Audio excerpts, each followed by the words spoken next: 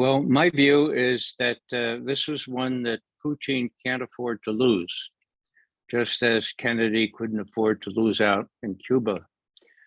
My view as an Army intelligence officer is that you look at the estimate of the situation, you try to figure out where the enemy is, how many they are, what kind of weapons they have, and locks, LOCS, lines of communication and control or supply, okay?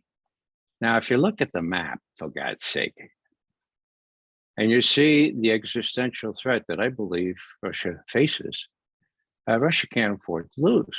Does that mean they'll use nuclear weapons? They don't need to use nuclear weapons. What you can see them doing over the last 3 days is bad enough. If that continues for another week, the Ukrainians are going to be really in sad shape. Was this provoked by these, what the Russians call terrorist incidents? The stuff in Zaporozhye, the stuff under the Baltic, the stuff on the Kerch Bridge? Well, those are provocations, to be sure.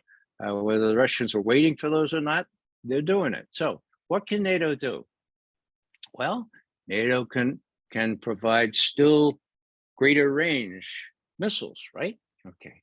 Well, last time they did that with these HIMARS, okay, they go 50 miles. What Foreign Minister Lavrov said is, okay, we were going to settle for the Donbass. And now geography dictates that we go at least 50 miles farther. Okay, that's what he said. So the name of the game here is the balance of power.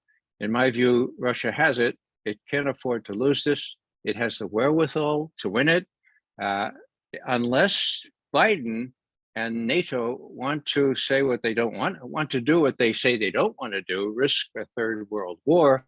By and large, they're going to have to pull back.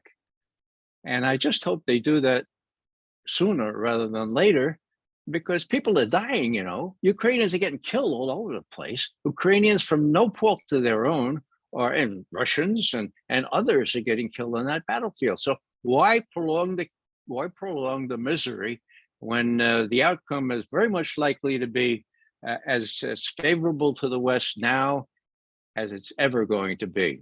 That's my view.